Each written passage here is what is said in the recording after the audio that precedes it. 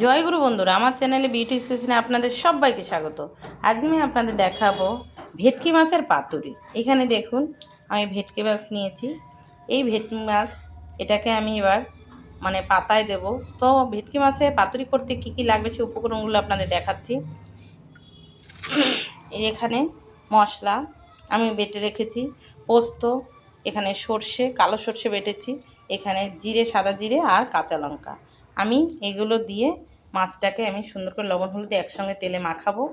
আর আমি পাতায় পাতুরি করব, পাতায় দেবো কলার পাতা। এই যে আমি কলা পাতা কেটে সুন্দর করে রেখে দিয়েছি। এই কলা পাতা এবার আমি একটু আগুনে সেঁকবো যাতে নরম হয়, মুড়লে না ফেটে যায়, ভেঙে যায়। তো আমি পাতায় মুড়ে দেবো, আপনাদের আমি দেখাবো, আপনাদের সেটা শেয়ার করব। তো এখানে দেখুন এবার আমি লবণ হলুদ দিয়ে দেবো। আমি দিয়ে দিচ্ছি লবণ।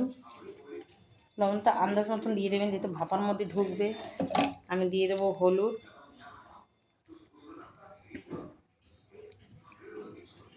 দিয়ে দেবো মশলা। হলুদটাকে একটু মাছের সঙ্গে একটু জড়িয়ে নেব।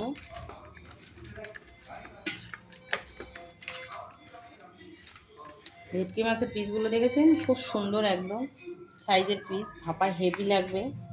ভেটকি মাছ খেতে কিন্তু সুন্দরই লাগে। ভেটকি মাছ আপনাদের দাদা গোটা একটা মাছ নিয়ে আসছিল ভেটকি মাছ। আমি দিয়ে দিচ্ছি কাঁচা লঙ্কা বাটা, দিয়েছি পোস্ত বাটা, দিয়েছি আমি সরিষা বাটা, দিয়েছি জিরে বাটা। এগুলোকে আমি একসঙ্গে দিয়ে এবার আমি মাখবো। এর সঙ্গে দিয়ে দেবো আমি তেল। সর্ষের তেলটা একটু বেশি পরিমাণে লাগবে। তেল দিয়ে একসঙ্গে এবার ম্যারিনেট করা হবে। দেখুন এইভাবে সুন্দর করে।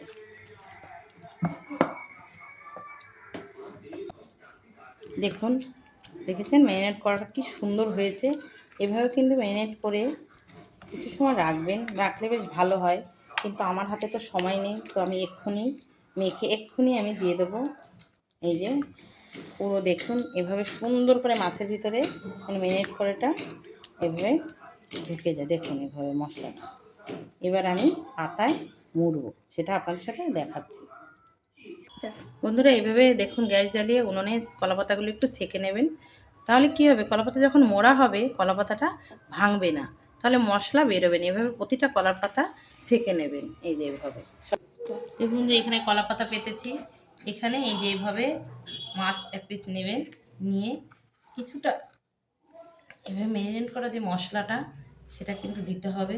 না দিলে মশলার উপরই তো খাওয়া, তাই মশলাটা এভাবে দিয়ে সুন্দর করে এবার বাটতে হবে। এরপরে একটা কাঁচা লঙ্কা চিরা দিয়ে দিতে হবে। দেখুন একটা কাঁচা লঙ্কা দিয়ে দিচ্ছি, একটু সর্ষের তেল এতে দিয়ে দিতে হবে, দিয়ে এবার মুড়তে হবে। দেখুন বন্ধুরা এভাবে পাতাটা মুড়বেন। এই এই এদিকের একটা এই পাতাটা জাস্ট এই পাতাটা এইভাবে আপনারা মুড়ে এবার এটাকে সুতো দিয়ে বাঁধতে হবে। এভাবে সুতো নিয়ে এভাবে সুন্দর করে সুতো দিয়ে বেঁধে এভাবে মশলাটা যাতে না বেরিয়ে যায় এবং ভাপাও হয়ে যাবে। দেখেছেন এই যে এইভাবে বাঁধবেন যতটা আপনার মনে হয় যে এখন সুতো আর না পেঁচালেও হবে, তো সেখানেই সুতো পেঁচানো সমাপ্ত। এই যে এইভাবে দেখেছেন বান্ডিল জাস্ট এই হয়ে গেছে। এই যে বান্ডিল, এবার এভাবে সবকটা আমি বেঁধে নেব। দেখুন বন্ধুরা এভাবে এই যে প্যানে একটা করে এই যে বসিয়ে দিয়ে এভাবে তারপরে এভাবে ঢেকে দিতে হবে। কিছু সময় পর এটা উঁচু করে দেখতে হবে, উল্টে দিলেই হয়ে যাবে। দেখুন বন্ধুরা হয়ে গেছে, আমি একটা পিস উল্টে দিয়েছি, দেখেছেন এভাবে এভাবে উল্টে দেবেন। এই দেখুন উল্টে দিয়েছি, এই যে এভাবে সবকটা একটা করে এভাবে উল্টে দিয়ে এভাবে রাখবেন।